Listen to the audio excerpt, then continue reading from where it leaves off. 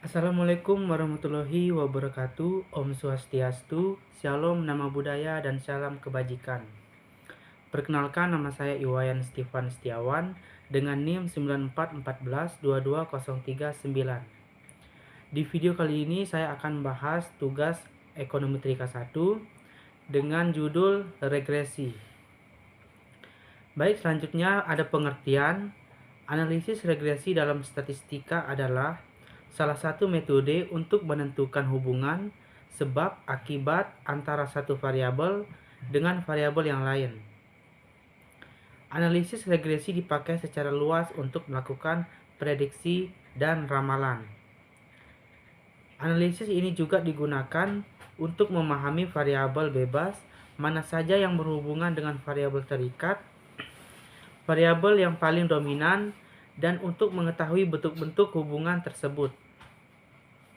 Selanjutnya ada perbedaan antara korelasi dan regresi.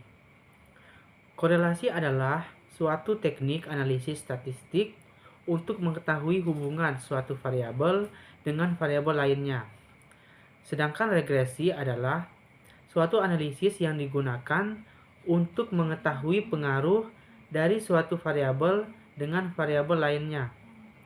Hasil dari analisis regresi adalah suatu persamaan regresi yang merupakan fungsi prediksi atau peramalan suatu variabel dengan menggunakan variabel yang lain.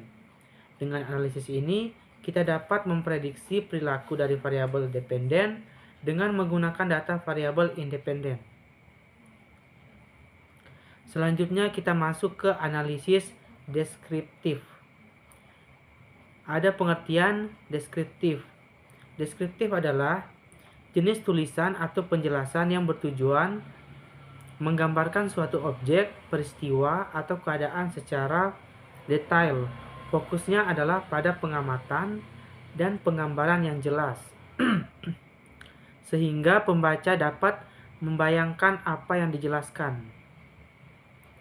Selanjutnya ada hal yang berkaitan dengan deskriptif.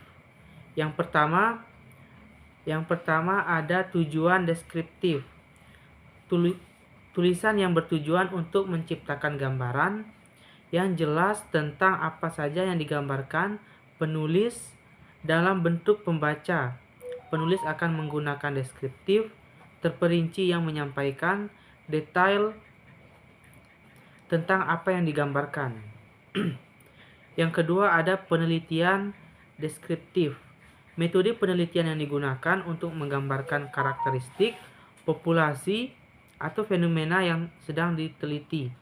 Tujuan utama dari penelitian deskriptif adalah untuk memberikan gambaran yang rinci dan akurat mengenai suatu fenomena.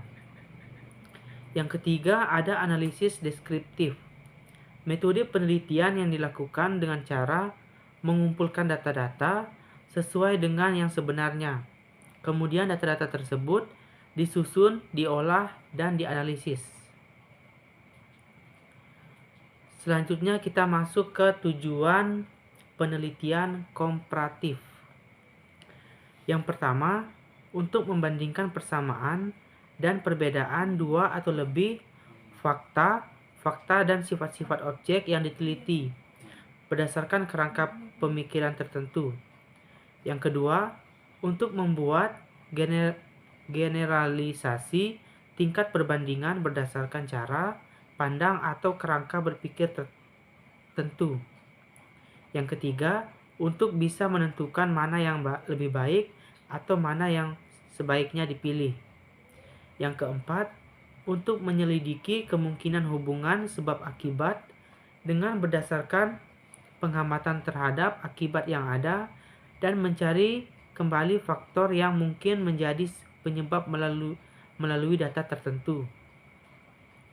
Selanjutnya ada syarat penelitian komparatif, yaitu metode eksperimental yang dianggap lebih atau tidak memungkinkan untuk dilakukan. Selanjutnya, penelitian tidak mungkin memilih, mengontrol, dan memanipulasi faktor-faktor yang penting untuk mempelajari hubungan sebab akibat secara langsung. Selanjutnya ada kelebihan penelitian komparatif, yaitu metode komparatif adalah suatu penelitian yang layak dalam banyak hal bila metode eksperimental tidak memungkinkan untuk dilakukan. Penelitian komparatif akan menghasilkan informasi yang bermanfaat mengenai hakikat, fenomena apa sesuai dengan apa di bawah kondisi apa, dalam urutan dan pola apa, dan seterusnya. Memperbaiki teknik, metode statistik, dan desain dengan pengontrolan fitur secara parsial. Dalam beberapa tahun belakangan studi ini lebih banyak dipertahankan.